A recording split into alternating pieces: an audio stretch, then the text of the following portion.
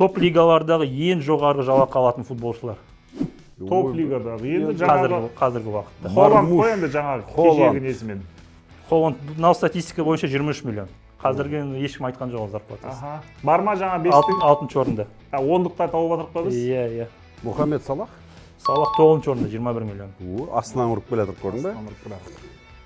Бұл тізімге сен кімді қосасың ғой енді? Винисиусты қосасың. Винисиус жоқ бұл тізімде. Мбаппені қос онда. Мбаппе 3-ші орында 31 миллион. Левандовский көп алады мен саған. 33 миллион 2-ші орын. Бірінші орында Френки де Йонг мен саған айтайын. 37 миллион. Родри.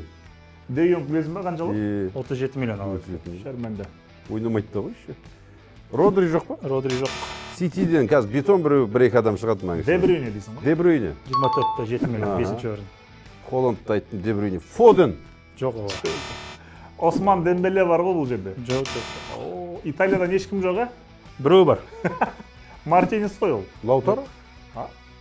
Бірақ соның ампуласында ойнайтын. Тюрам. Жоқ, басқа команда. Басқа клубта ойнайды. Миланда ойнайды ғой. Жоқ. Ювентуста ойнайды. Влахович. Душан Влахович 22 миллион. Влахович. Бозы жоқ жағдай жасау. Нешеуін таптық? Екеуі қалды ғой. Екеуі қапты. Үшеуі қапты. Англиядан ғой енді олар енді шамамен енді. Казимиро ғой біреуі. Казимиро 9-шы орын 21 миллион. Бруно Фернандес ше? Жоқ, алмайды екен 20 миллион. 20-дан көп болу керек қой, а? Екеуі қалды ма? Миллионнан көп болатын кім бар? Кім ғой? Ван Дайк. Жоқ, бір ағылшын бар. Бірақ Англияда ойнамайды. Хари Кейн ғой, Хари Кейн. 25 миллион. И бір австриец. Забицер. Арнаутович? Енді австриец. Алаба ғой, Алаба. 21 миллион Алаба. Ол футбол ойнамаған 2 жыл болды.